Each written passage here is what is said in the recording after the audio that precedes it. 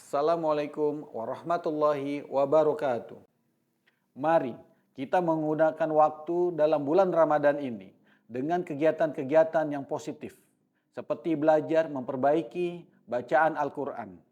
Saya, Imsak Ramadan, selaku Regional CEO Bank Syariah Indonesia Regional 1 Aceh, mengajak seluruh masyarakat Aceh untuk belajar memperbaiki bacaan Al-Quran dalam program Serambi Tahsin. Semoga Ramadan tahun ini menjadikan kita lebih bersahabat dengan kalam ilahi. Wassalamualaikum warahmatullahi wabarakatuh.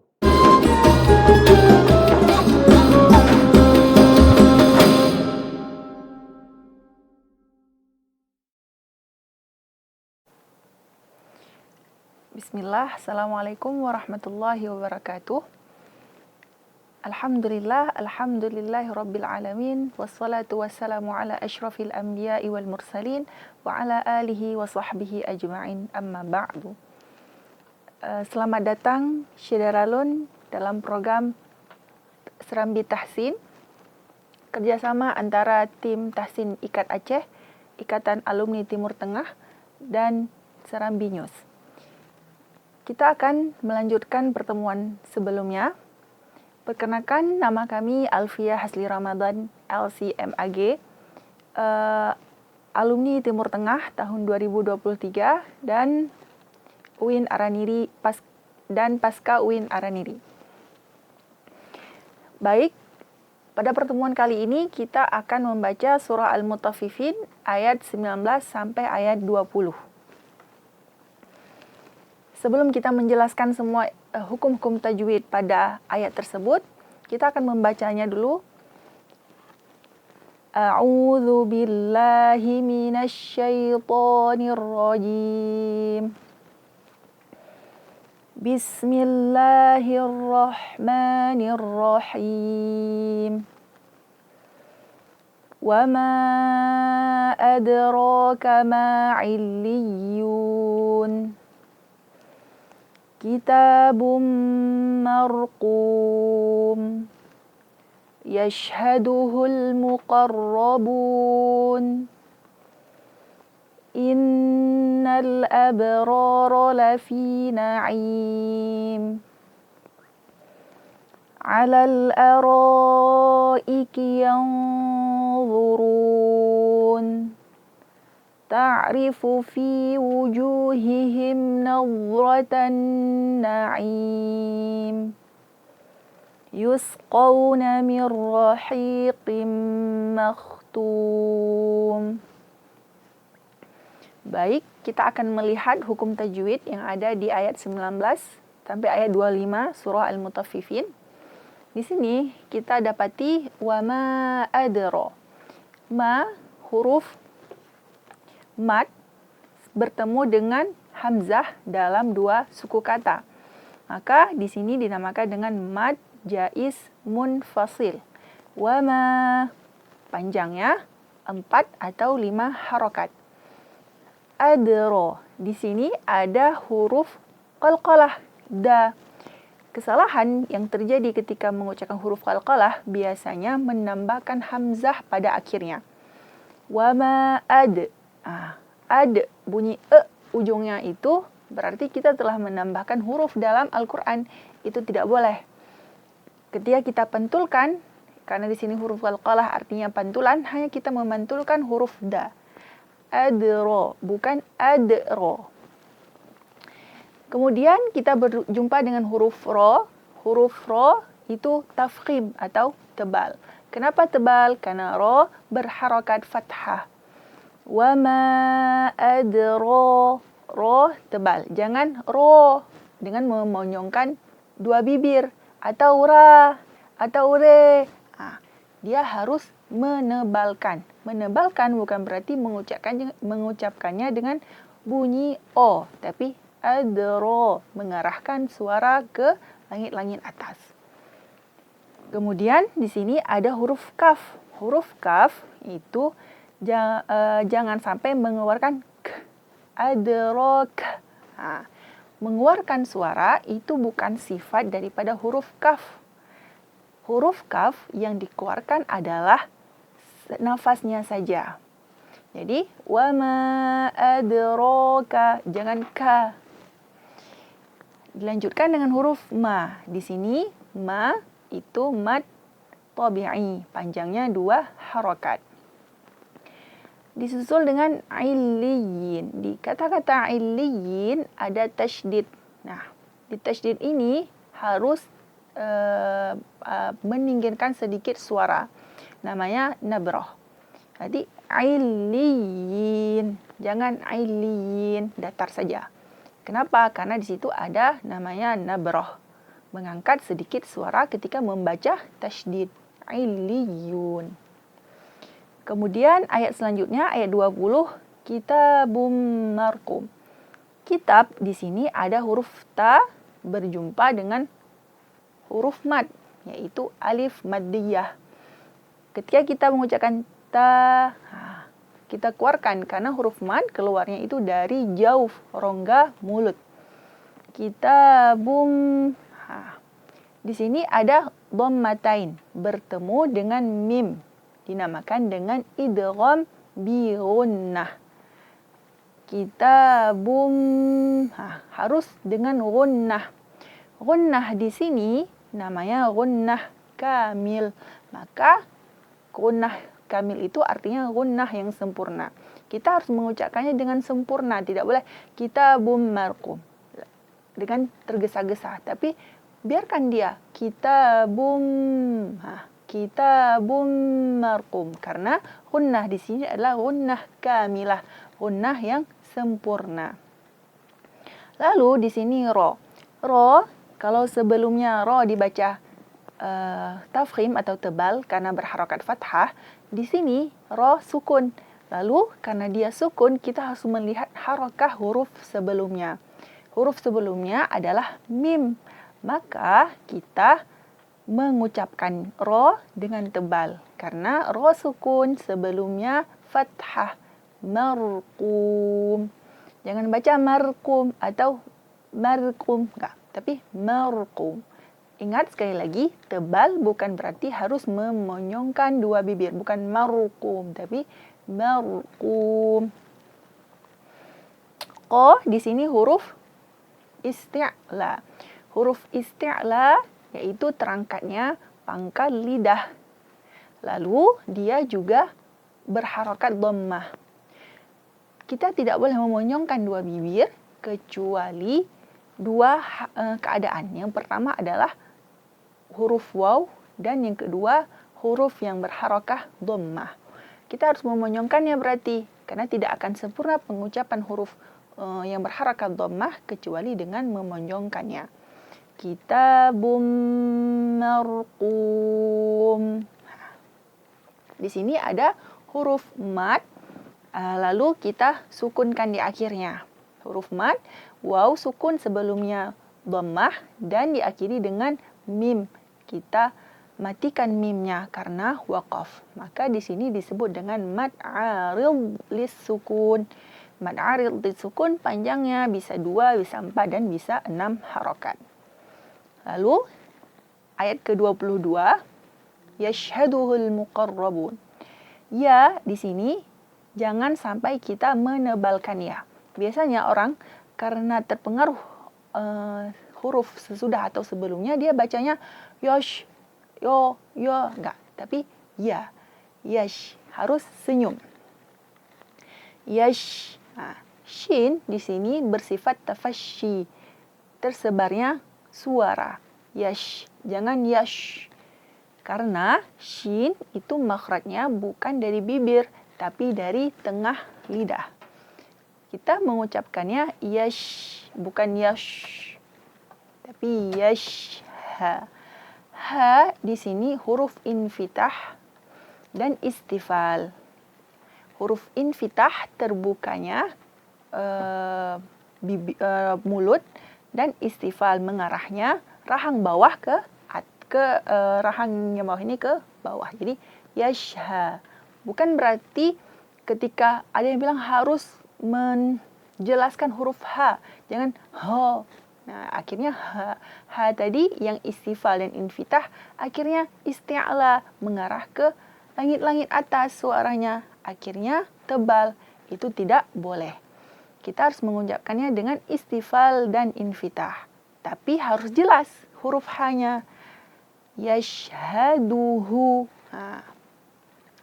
Di sini da itu makhrajnya ujung lidah berjumpa atau bertemu dengan pangkal gigi seri atas.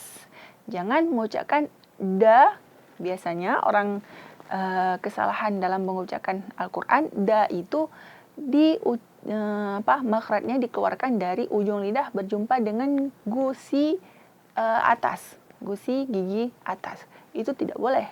Yashhadu. Akhirnya dia tebal du. Tapi yang benarnya yashhadu.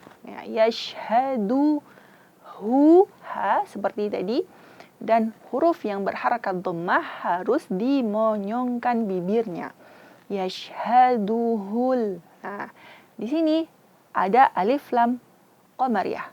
Yashhaduhul, maka jelaskan lamnya. Yashhaduhul muqarrabun. Kesalahan yang terjadi juga di sini itu yashhaduhul hulmu. Di sini seperti dipantulkan. Sebenarnya di sini tidak ada huruf qalqalah, huruf yang harus dipantulkan. Bacanya balikan dia bainiyah huruf lam tadi. Bainiyah itu sifat yang tidak terlalu mengalir suara atau tidak terlalu tertahan suara. Dia di antara syiddah dan rakhawah. Syiddah tertahannya suara dan rakhawah mengalirnya suara. Maka kita baca yashhaduhul, bukan juga hul. Itu syiddah tertahannya suara, atau yashhaduhul. Ini juga sering terjadi. Mengucapkan huruf lam memberikan sifat rakhawah. Padahal sifat rakhawah mengalirnya suara itu bukan dari sifatnya huruf lam. Kita harus membacanya yashhaduhul muqarrabun. Yashhaduhul hulmu. Bukan juga tertahan, bukan juga mengalir suara, tapi di antara keduanya atau bainiyah. Yashhaduhul monyongkan ko tebal. Ko dia huruf tebal karena dia bersifat isti'la. Apa itu isti'la? Terangkatnya pangkal lidah ke langit-langit atas. Akhirnya suaranya itu terkepung di mulut-mulut atas. Muqarro, muqo bukan juga karena tadi tebal, akhirnya dimonyongkan bibirnya. Muqo, salah. Tapi muqo, muqarro. Di sini ro tebal karena dia berharakat fathah.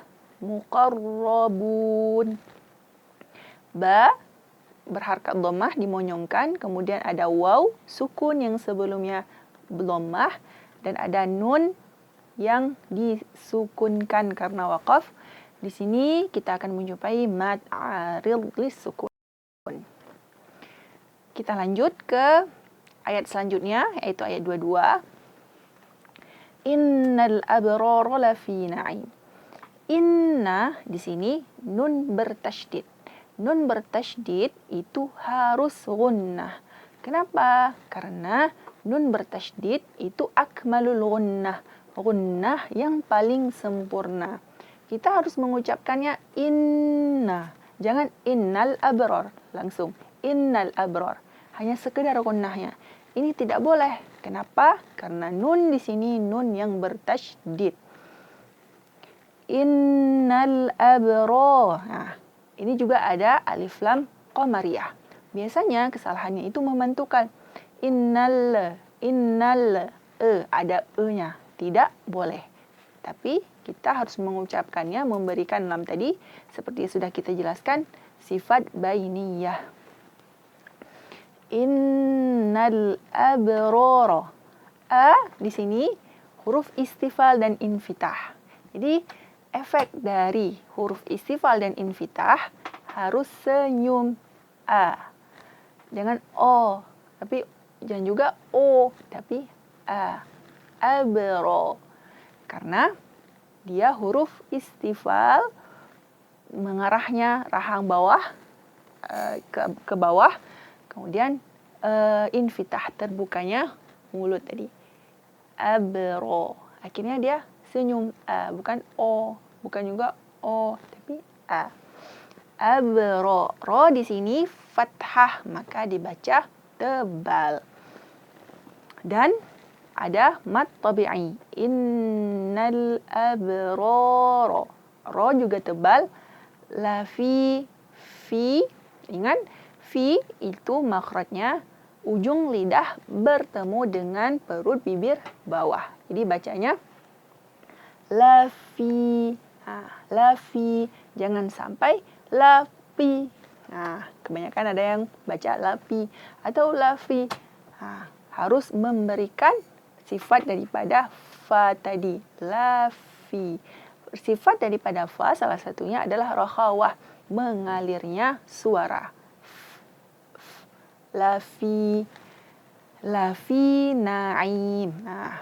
Biasanya gara-gara na ini ditebalkan, na'im. Tidak boleh.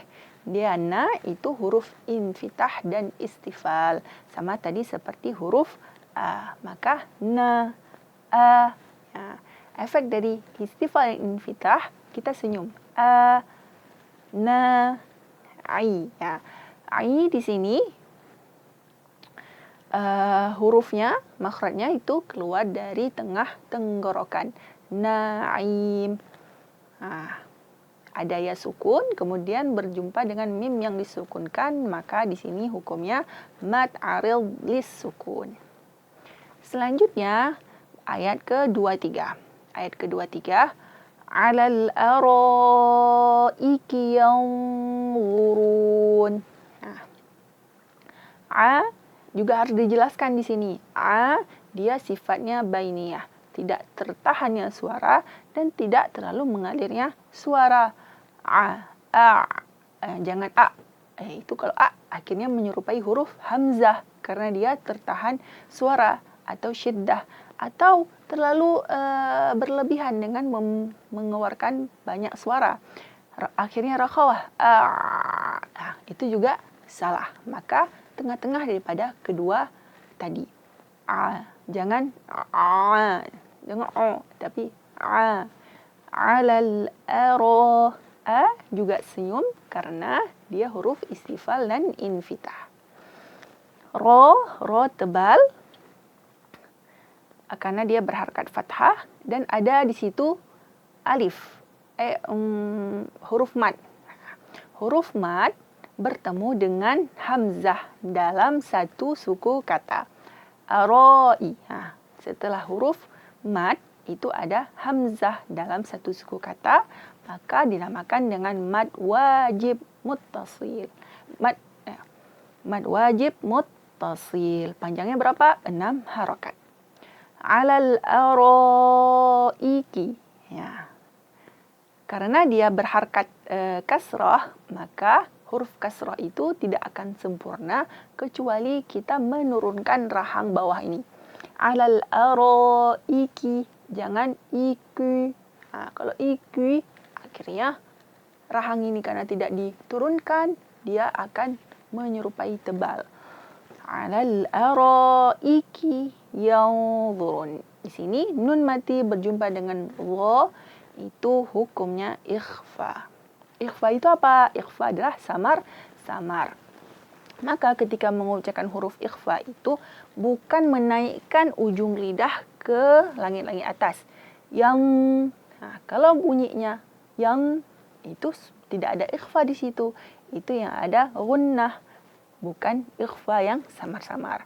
Tapi ujung lidah tadi dia tetap ala roha, dia di tengah-tengah, di mana posisi asalnya dia. Maka kita ucapinnya apa? Yang jangan naikkan ke atas. Kalau yang itu akhirnya bukan ikhfa tapi gunnah. Yang karena Allah tebal, maka ikhfanya tebal. Yang lurun. Kesalahan orang tidak bisa membedakan antara lo dengan lo. Kalau lo yang mirip lo ini, itu makhrajnya dari ujung lidah bertemu atau berjumpa dengan ujung gigi seri atas. Sedangkan lo yang mirip dengan so itu tepi lidah.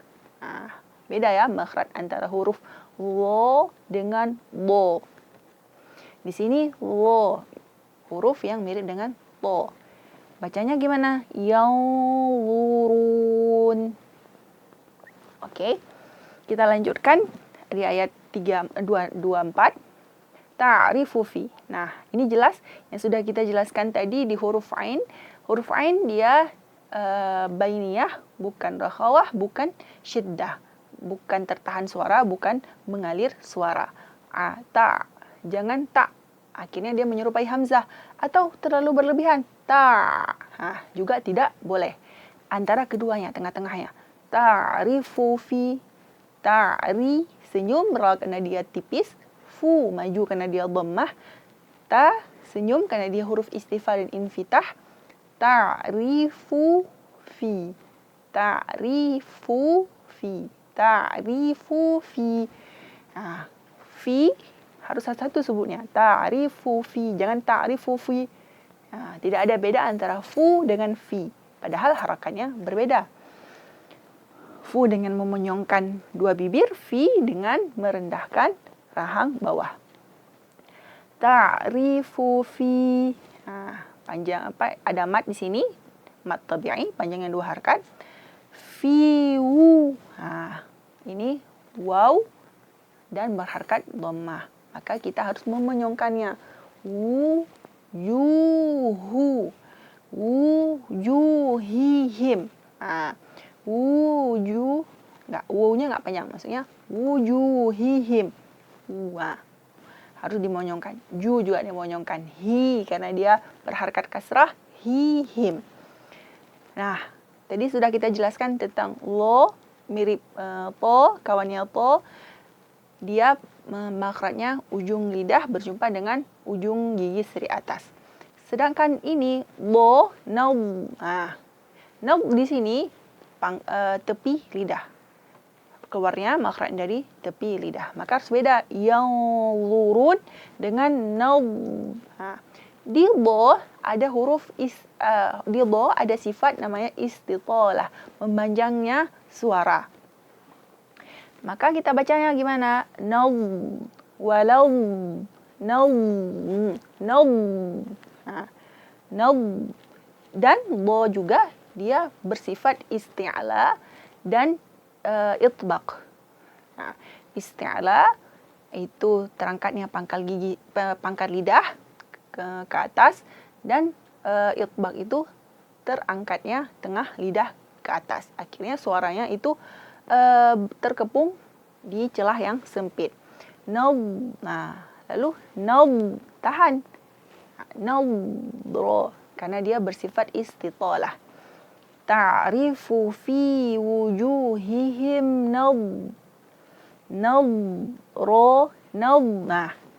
kesalahan juga banyak yang terjadi di dha ini. Memang agak susah mengucapkan huruf dha. Lo itu diqalqalahkan. Padahal dha bukan huruf qalqalah. Nadhara. Sering orang tidak boleh dipantulkan karena dia bukan huruf qalqalah. Nadhra. Dha tebal, ra juga tebal, dan ta tipis. Biasanya gara-gara ra tebal, akhirnya na juga tebal, ta juga tebal. Itu tidak boleh. Karena tadi dha tebal, no, tidak boleh. Ta gara-gara ra tebal, to. Tapi yang betulnya adalah nadratan. Di sini ada nun bertasydid. Nun bertasydid adalah akmalul gunnah, gunnah yang paling sempurna. Maka sempurnakan gunnahnya. Nadratan na'im. Di sini juga ada ya sukun. Lalu kita matikan huruf mim karena kita waqaf dinamakan dengan mad arid lis sukun. Oke, selanjutnya ayat ke-25. Yusqa. Di sini yu, sin, qa, sin di sini gara-gara huruf qa itu tebal, biasanya itu ditebalkan hurufnya. Jadi menyerupai huruf so. Yusqa akhirnya. Padahal yus senyum. Habis monyongkan senyum. Yusqa. Yusqa. Bukan ko. Tapi yusqa. Yusqawna. Ko wa. Yusqawna. Yusqawna. Jangan sampai memanjangkan juga qauna, tidak. Tapi di sini tidak ada gunnah, dia hanya waw mati atau waw sukun. Yusqawna nun mati berjumpa dengan ro. Di sini hukumnya idgham bila gunnah. Idgham artinya memasukkan, gunnah itu artinya dengung. Bila gunnah tanpa dengung, maka kita tidak boleh tidak. Tapi langsung memasukkan huruf nun ke huruf ro. Mirro. Ro tebal karena dia berharkat fathah. Rohi. Hi ini huruf istifal dan infitah. Jadi hi. Efek dari infitah dan istifal itu senyum. Mirrohiqi. Ko huruf tebal, jangan sampai qi. Enggak. Karena huruf ko itu makhrajnya dari pangkal lidah, awal lidah kita. Mirrohiqi qim. Bukan qi, tapi qim.